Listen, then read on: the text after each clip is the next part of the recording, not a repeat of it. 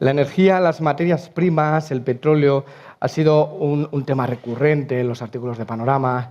En 2017 escribimos sobre la industria del fracking en Estados Unidos, cómo estaba cambiando la estructura del mercado del petróleo. En 2018 escribimos sobre la transición energética. En ese momento ya se veía cómo las renovables empezaban a ser muy competitivas. En 2022 escribimos sobre los metales críticos, cómo iba a tener una mayor importancia económica y geopolítica en los próximos años. Y el año pasado escribimos sobre el clima, sobre los riesgos asociados a la falta de agua. En esta ocasión hemos hecho un ejercicio para el 10º aniversario de analizar conjuntamente todas estas variables, porque son las piezas de un mismo puzzle, todas ellas están correlacionadas. Y ha sido un ejercicio muy interesante porque hemos visto cómo en la última década se han afianzado dinámicas que estaban empezando a surgir.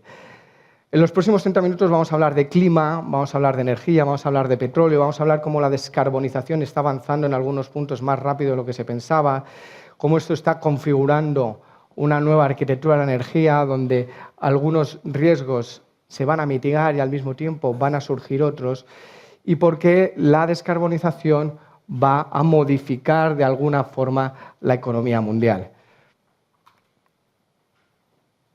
Uno de los puntos que hemos hablado a lo largo de la mañana es que estamos en un mundo más difícil, más enfrentado, más fragmentado, marcado por los conflictos en Ucrania, en Oriente Medio y también por la erosión del multilateralismo.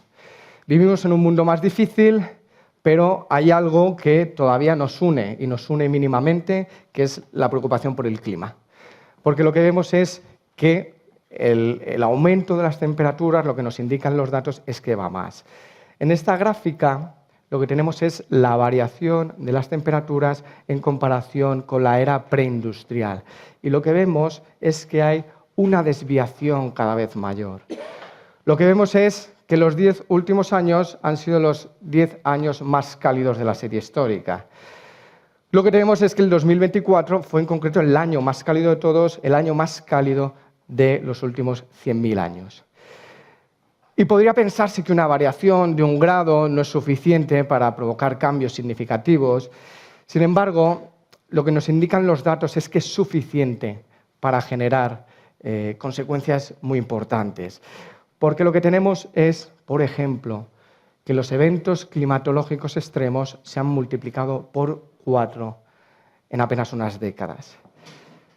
Y además de una forma paradójica, porque está aumentando las sequías y al mismo tiempo están aumentando las inundaciones. Y esto se explica en parte por lo que está ocurriendo en el agua. Lo vimos el año pasado. Al haber un aumento de las temperaturas hay una mayor acumulación de energía en los océanos. Eso lo que se traduce es una mayor evaporación, una aceleración del ciclo del agua. Y se va a producir algo paradójico, porque se espera que aumenten las precipitaciones, pero las precipitaciones van a aumentar de forma más errática. Va a llover menos días, pero de una forma más concentrada. Va a llover de una forma más desigual. Las zonas secas probablemente van a ser más secas, las zonas húmedas van a ser probablemente más húmedas. Y el agua importa. Importa porque participa en todos los sectores económicos y puede llegar a distorsionar a una economía, y eso lo vimos el año pasado en Brasil. Brasil registró la mayor sequía de los últimos 70 años y esto afectó a la agricultura, a la ganadería, a la industria agroalimentaria, a la industria energética y también a la industria pesada como el aluminio. Y lo que ocurre en Brasil nos afecta a todos. Nos afecta a todos en algo tan cotidiano como el café, porque Brasil es el mayor productor de café del mundo. La sequía provocó una caída muy importante de los cultivos y esto lo que provocó es un aumento de la cotización. Y quizás os habéis fijado cómo en el supermercado el precio del bote de café ha aumentado sensiblemente, igual que ha aumentado el precio del chocolate por las sequías y las inundaciones en Ghana y en Costa de Marfil, igual que aumentó el precio del aceite hace 2 años por la sequía que hubo en España.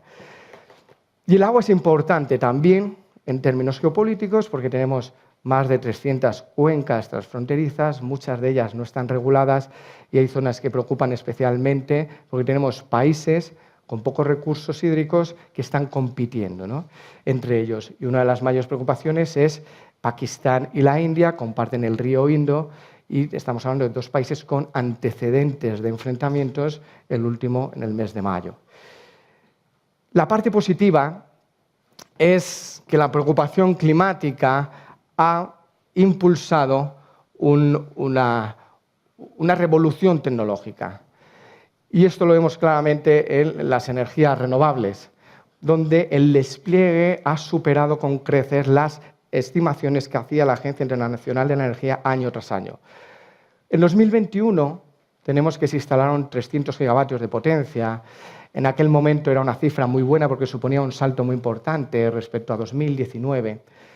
Y lo que tenemos ahora mismo es que en 2024 se instalaron cerca de 600 gigavatios de potencia. Ha aumentado un 100% en apenas 3 años. Por ponerlo en perspectiva, 600 gigavatios de potencia equivale a 6 veces el tamaño del sistema eléctrico español. Por ponerlo en perspectiva, la magnitud, a la rapidez a la que vamos, ayer leí un artículo en el que decía que China instala alrededor de 100 paneles solares por segundo.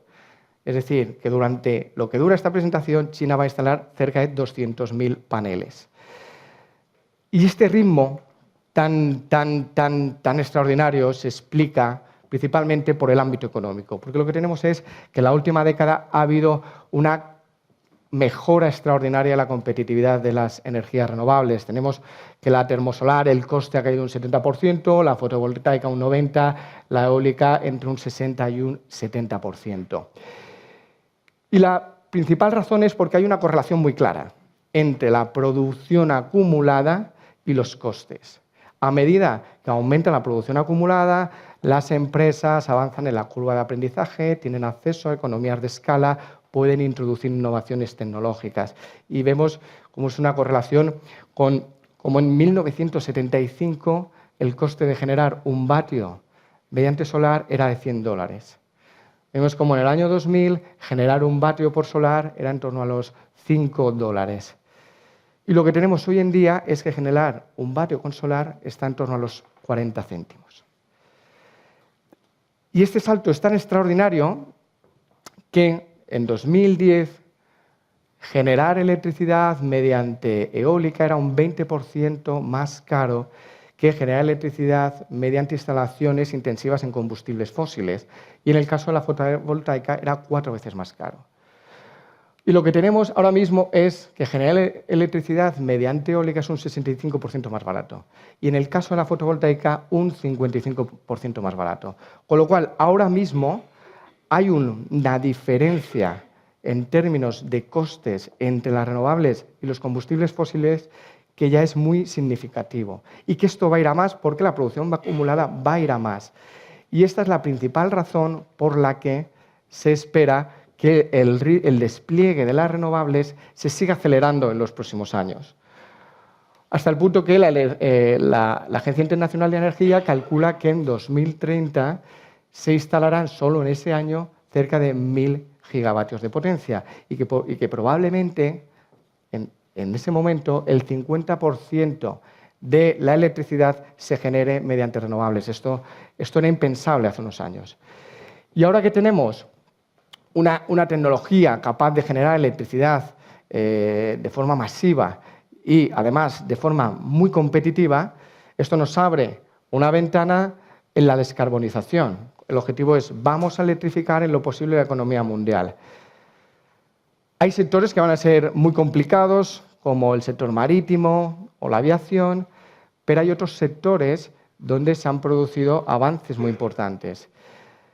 Y uno de ellos es el de los vehículos eléctricos. Cuando realizamos el artículo en 2019 de los vehículos eléctricos, en ese momento se vendieron 2 millones de unidades. Era una cifra que era muy positiva porque el mercado del vehículo eléctrico llevaba pocos años. Y lo que tenemos es que el año pasado se vendieron más de 17 millones de vehículos eléctricos. Y la razón es la misma que las renovables. Ha habido una extraordinaria mejora de competitividad. En esta gráfica lo que tenemos es el coste de fabricación de las baterías de los vehículos eléctricos. Vemos cómo en los últimos 10 años ha caído un 80%. Y lo que es más interesante es que ahora nos encontramos cerca de los $100. Ese es el umbral a partir del cual se considera que un vehículo eléctrico es más barato que un vehículo de combustión. Y lo que es más interesante aún es que China ya está en ese punto. China, las baterías que se utilizan en el mercado asiático son sobre todo de ferrofosfato.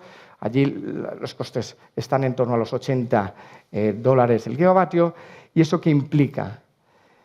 Implica que en China la mayoría de los vehículos eléctricos son actualmente más baratos que los coches de combustión.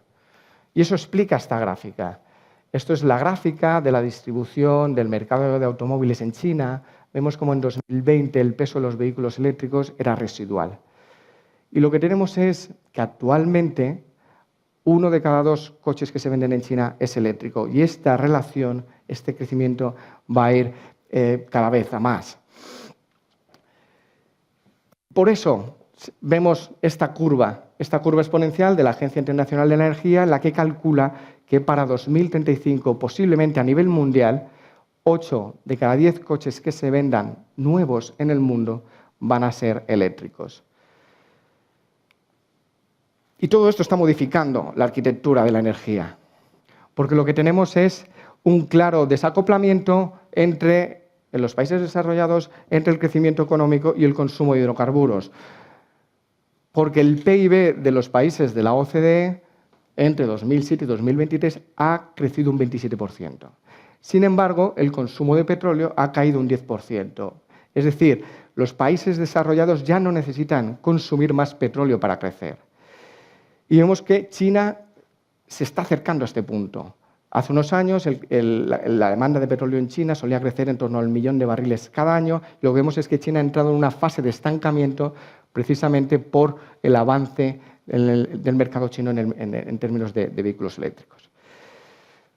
Y esto ya está provocando cambios en la dinámica del petróleo. Es lo que comentaba antes. Estamos en un escenario de sobrecapacidad, donde esa sobrecapacidad probablemente va a superar el 1 millón de barriles diarios.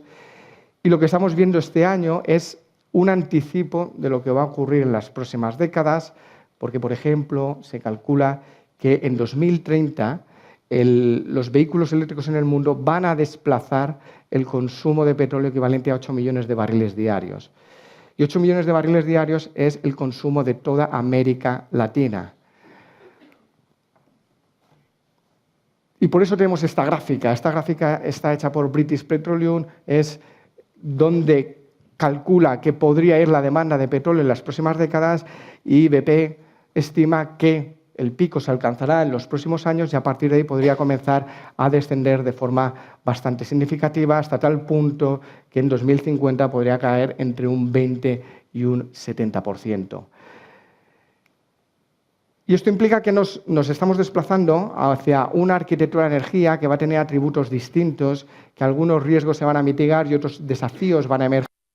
En la parte positiva, las renovables permiten, en cierta forma, democratizar la energía, porque todos los países tienen la posibilidad de producir electricidad mediante solar, mediante hidroeléctrica o mediante eólica. Y esto es muy importante en términos de autonomía en un momento, como hemos mencionado, que estamos en una economía mundial cada vez más fragmentada, cada vez más enfrentada. Y por eso Mario Draghi incluía la importancia de invertir Europa en renovables por 2 motivos en el informe que publicó. Por 2 motivos. En primer lugar, por términos de autonomía estratégica, no tenemos mucho petróleo, tampoco tenemos mucho gas, con lo cual tenemos esa vulnerabilidad, que ya lo vimos durante la guerra de Ucrania. Si avanzamos en renovables, podremos avanzar en soberanía. Y también es importante en términos de competitividad, porque compramos el gas de Estados Unidos, que suele estar en torno a 5 veces el precio que tienen allí, con lo cual tenemos una desventaja competitiva muy importante respecto a Estados Unidos. Una arquitectura de la energía muy descarbonizada también va a implicar una mayor estabilidad de precios. Esto lo vimos durante la crisis de Ucrania, como en apenas unas semanas el precio del petróleo se disparó hasta los 120, 130, el precio del gas se disparó hasta los 300 euros el megavatio. Hoy en día, el que rellenar el depósito de un coche depende de las decisiones de la OPEP, depende de lo que haga Rusia, depende de lo que ocurra en Oriente Medio. Sin embargo, en un sistema electrificado, la recarga de un coche eléctrico va a depender de que haya sol, de que haya viento. Son variables que pueden variar de un día para otro, pero que en términos promedios anuales son variables mucho más estables, son variables mucho más predecibles. Y también va a hacer que la economía mundial sea menos sensible a la recurrente inestabilidad en Oriente Medio, ¿no? Como en apenas unas semanas, de repente el estrecho de Hormuz era uno de los puntos de mayor preocupación porque es una vía marítima fundamental por la que todos los días pasa el 30% del petróleo y el 20% del gas natural licuado. Esto, dentro de unas décadas, lo que significa es que va a tener un impacto, estas distorsiones, un impacto mucho menor en la economía mundial. Ahora bien, no todo es positivo, hay aspectos preocupantes. Uno de ellos es que va a haber una transición extractiva porque vamos a pasar de una economía sustentada en los hidrocarburos a una economía sustentada en los metales. Aquí tenemos algunos de los metales que participan en las tecnologías que están detrás de la transición energética. Y el problema es que tenemos algunos materiales que son muy abundantes, como el aluminio, el silicio o el sodio, pero hay otros materiales donde hay una seria preocupación de que se pueda producir desabastecimiento en un futuro, que son los denominados metales críticos. Y aquí es importante diferenciar dos tipos de riesgos. Uno de ellos, el primero es un riesgo estrictamente de mercado, es decir, que la demanda vaya a registrar un comportamiento tan explosivo que supere la capacidad de la industria de adaptarse a ese nivel de demanda. Hay que tener en cuenta que el sector minero es un sector con más rigideces, en el que puede tardar más de 10 años desde que comienza la exploración hasta que comienzan a extraerse los minerales. Entonces, la industria puede tener dificultades de adaptarse a ese crecimiento y tenemos metales que preocupan, como el litio y como el cobre. Esta gráfica es de la Agencia Internacional de Energía, donde las líneas son la curva esperada de la demanda y los rectángulos es por donde... las curvas es por dónde va a ir la oferta y los rectángulos es por dónde va a ir la demanda. Y lo que vemos es que en 2035 o 2040 podría haber un desajuste del 20%. Esto es un desajuste que nunca hemos visto en el mercado del petróleo, no hemos visto ni durante la primera crisis del petróleo ni durante la segunda crisis del petróleo. Y a esto se suma una segunda preocupación y es el liderazgo de China en la industria de refino de algunos materiales como el cobalto, como el litio, como el níquel, donde vemos como en el caso de las tierras raras supera el 90%, en el caso del grafito tiene una posición del 99%. Estamos hablando de un grado de concentración muy, muy superior al del mercado del crudo, donde la OPEP representa en torno al 20%. Y como comentaba Rafa, la importancia de los metales críticos no solo se limita a la transición energética, sino que también participan en la fabricación de semiconductores, de misiles guiados, con lo cual la capacidad de Estados Unidos de mantener la ventaja tecnológica y defensiva con China va a depender del correcto suministro de estos materiales. Y esta es la razón por la que Trump, al poco de empezar la segunda legislatura, comenzó con la idea de anexionar Groenlandia, una región que alberga importantes reservas de tierras raras. Y lo que ha ocurrido en los últimos 3 años ha sido muy interesante porque hemos visto cosas positivas en el sector de los metales y cosas negativas. Voy a empezar por la parte mala. Tenemos que el riesgo geopolítico, el riesgo de que haya cortes en el suministro por decisiones unilaterales de un país ya se han producido. En 2023 China estableció limitaciones en las exportaciones de grafito y a partir de entonces ha ido ampliando estas restricciones a un número mayor de materiales en respuesta a la creciente tensión con Estados Unidos. Hasta tal punto que en las últimas semanas la Asociación de Fabricantes de Vehículos estadounidense y europea advertían que podían tener escasez de algunos componentes debido a las limitaciones de estos minerales. En la parte positiva, en los últimos años hemos visto cómo la ciencia nos puede ayudar desarrollando materiales que permitan desplazar, sustituir a los metales que preocupan más. Y el ejemplo más claro es lo que está ocurriendo en el ámbito de las baterías, como en Asia Ahora mismo las baterías predominantes son las de ferrofosfato, que utilizan hierro en vez de cobalto y níquel. El cobalto, cuando hicimos el artículo en 2022, era uno de los materiales que preocupaba más por una escasez de oferta, y lo que vemos es que el avance de las baterías de ferrofosfato ha provocado un ajuste muy importante de las estimaciones. Tenemos que la Agencia Internacional de la Energía el año pasado decía, en 2040 la demanda va a llegar a los 400.000 toneladas. Y este año ha reducido las previsiones hasta las 300.000 toneladas. Esto lo que implica es que la ciencia, la innovación pueda ayudarnos a corregir esta escasez. El problema es que ahora mismo no sabemos si todos los materiales van a poder sustituirse, es muy difícil que se vaya a poder hacer, y en qué grado. Con lo cual, mientras no tengamos esta parte resuelta, los metales críticos, el aprovisionamiento de estos materiales va a seguir siendo fundamental desde la perspectiva económica y también desde la perspectiva geopolítica. Y por último, entramos en el último bloque de cómo la descarbonización está provocando una reordenación de la economía mundial, lo va a provocar en las próximas décadas, porque va a haber ganadores y va a haber perdedores.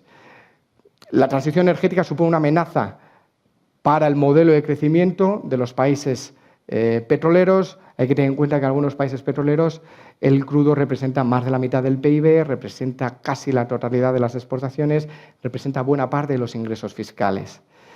Con lo cual supone un desafío a su desarrollo.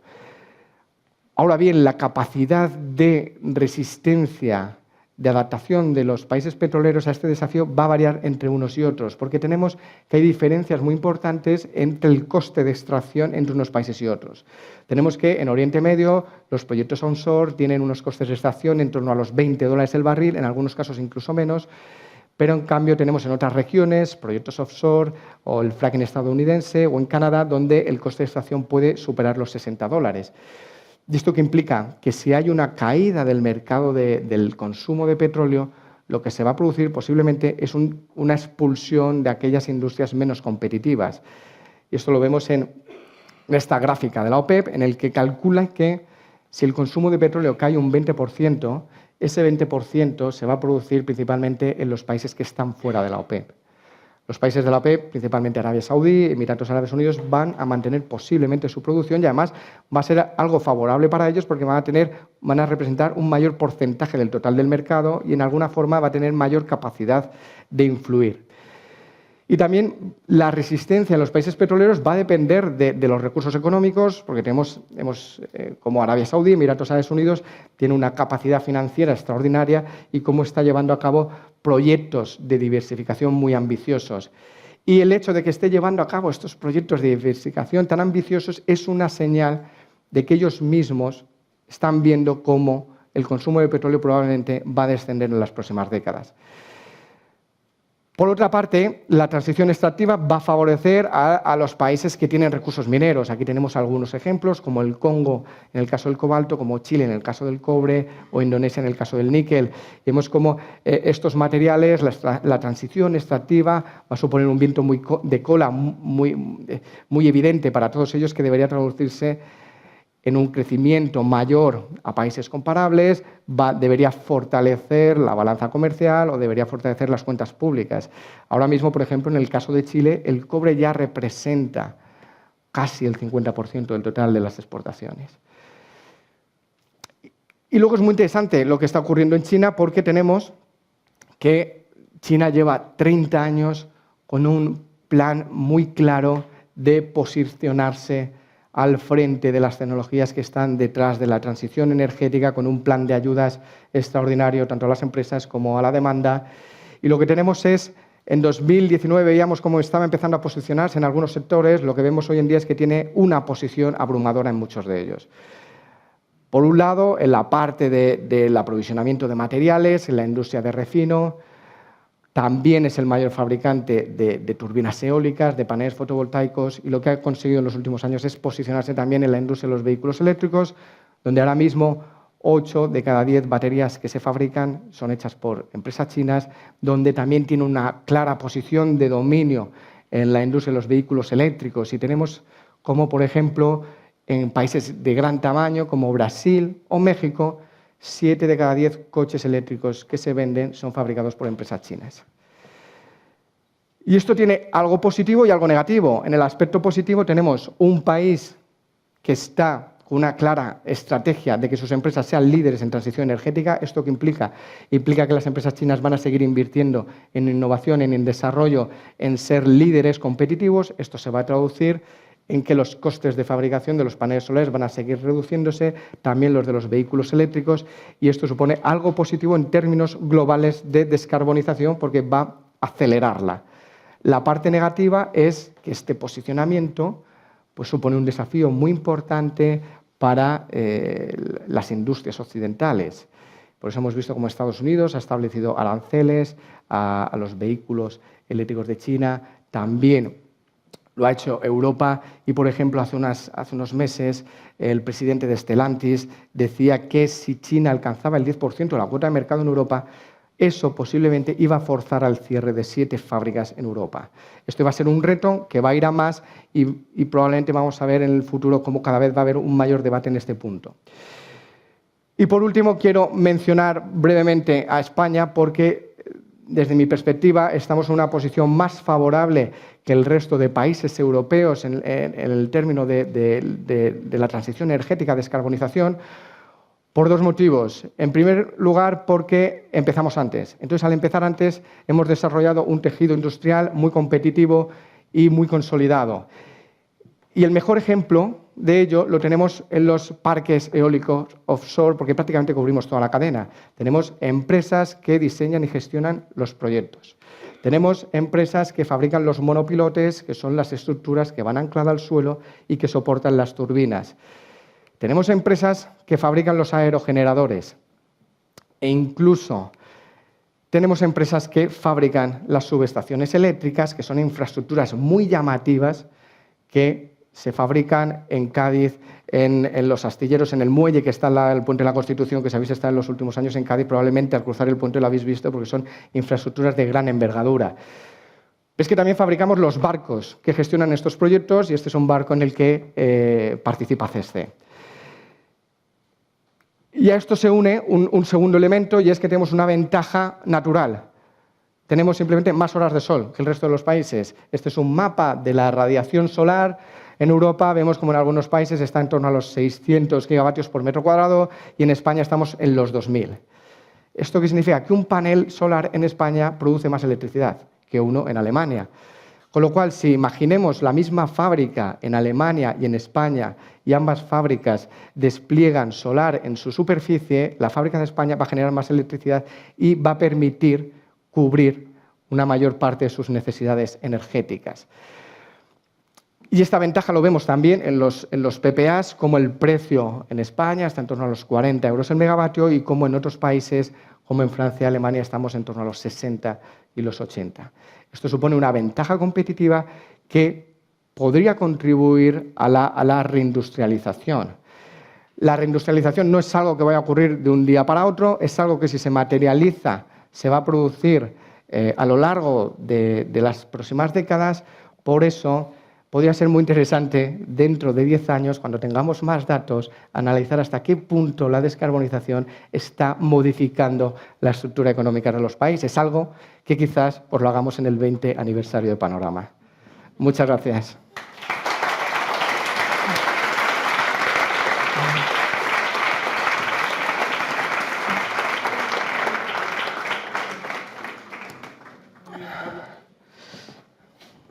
Si quieres, siéntate y le preguntamos a la sala si tiene alguna pregunta. Han entrado algunas por Slido, o sea que ya ha entrado alguna recientemente y se pueden hacer, pues disparo directamente. La primera pregunta la voy a reformular un poquito, ¿vale? Pero viene a decir algo así como... Lo vas a complicar. No, te la voy a hacer más sencilla.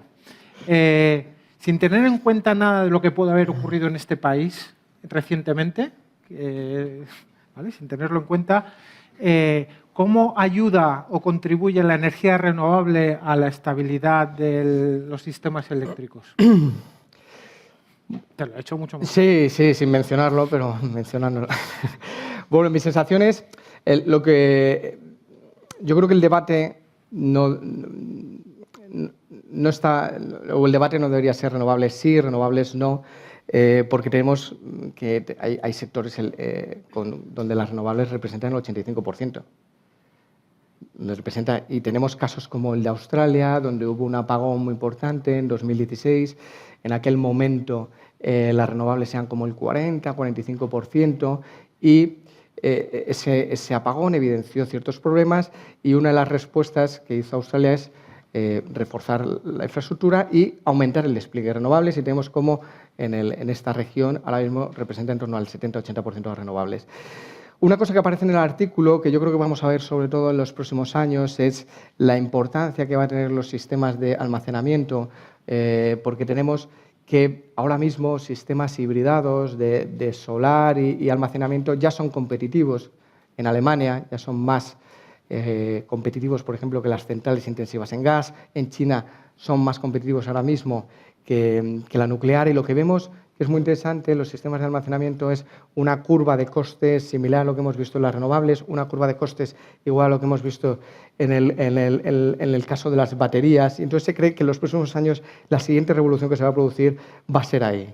Y esto lo que va a permitir es aportar una mayor estabilidad y reforzar el sistema eléctrico. Y esto ya está ocurriendo también en California, un estado donde por las noches buena parte de la energía la aportan los sistemas de almacenamiento. O sea, que hay una solución técnica que además es eficiente económicamente y que permitiría, sin ningún tipo de riesgo, incrementar el peso sustancial de las renovables en la generación. Y que va a ser sobre todo eficiente en los próximos 5 o 7 años. Vamos a ver cómo va a haber cada vez una diferencia mayor con los sistemas tradicionales. Vale. Otra pregunta que ha entrado es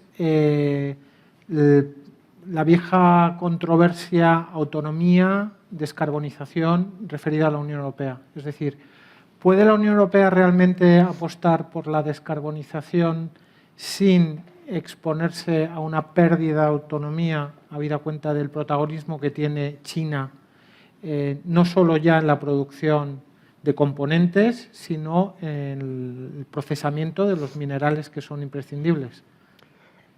Ese es uno de los dilemas que tiene la Unión Europea, uno de tantos, ¿no? De decir, por ejemplo, en el caso de China, ¿qué hacemos?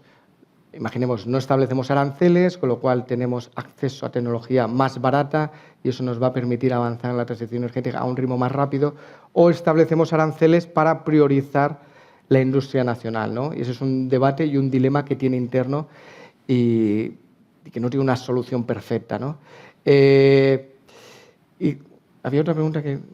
Había otra parte que me queda en blanco, me he quedado pensando en esta. En general, ¿sí crees respecto a los materiales, el arrebatar este posicionamiento de liderazgo a China es complicadísimo, ¿no? Entonces, las opciones que tiene la Unión Europea, que no tiene materiales, es como vamos a intentar poner los mayores parches posibles para para tener la mayor autonomía posible, ¿no? Entonces, aquí está haciendo dos opciones.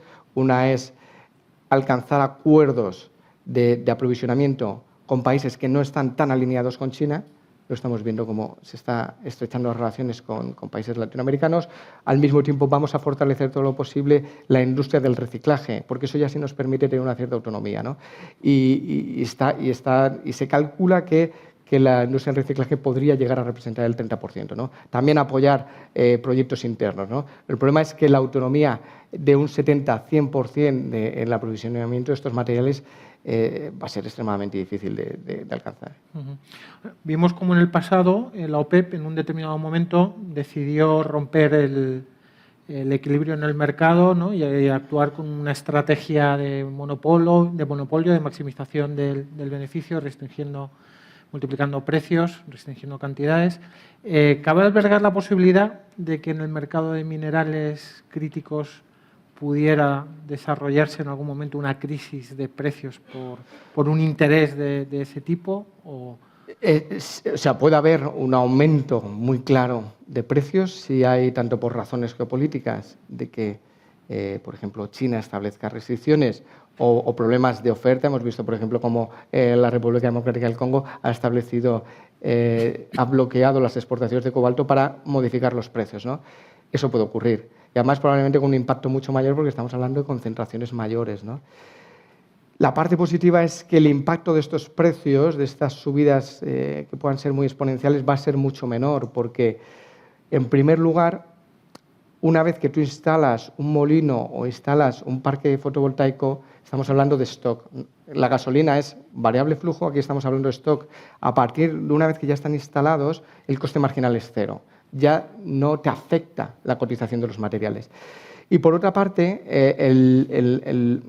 en un vehículo eléctrico intervienen tantos materiales que para que haya un impacto muy significativo en el precio final, tienen que aumentar el precio de todos esos materiales al mismo tiempo. Y eso no va a ocurrir porque hay algunos materiales que son muy abundantes y donde no hay riesgo de escasez.